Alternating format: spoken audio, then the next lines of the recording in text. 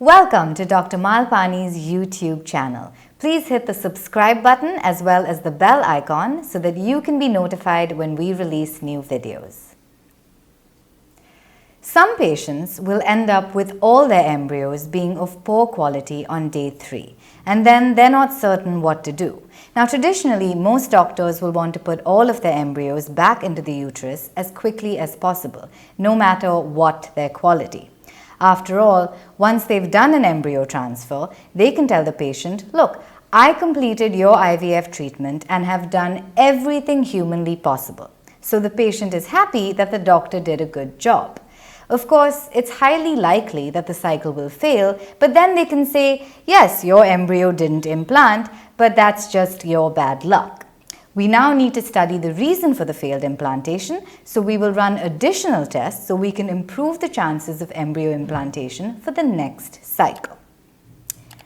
Unfortunately, this just creates false hope for the patient and causes a lot of harm. After all, we know that the chances of poor quality embryos implanting are very poor, and that the reason for the failure was the poor quality of the embryos. However, after the failure, they convince the patient to go through a battery of very expensive exotic tests to check her uterus and her immune system to make sure that her body is not rejecting her embryos. These don't provide any useful information at all, but it's not hard to take IVF patients for a ride because they are so emotionally vulnerable. So why do doctors do this? This is because they're not confident about the skills of their own IVF laboratory. However, it's easy to justify transferring on day 3 and even day 2 by telling the patient, rather than throw the embryo away, isn't it better to at least put it back inside your uterus? This way, you have a chance even if it's low. Now, ideally, these embryos should be grown to day 5 blastocysts, and if they arrest in the laboratory before this point, then there is really no point in doing an embryo transfer at all.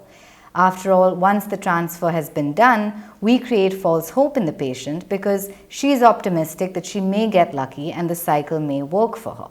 When it doesn't, she's heartbroken and her willingness to start another cycle drops dramatically because she has lost confidence either in the doctor or in her own body.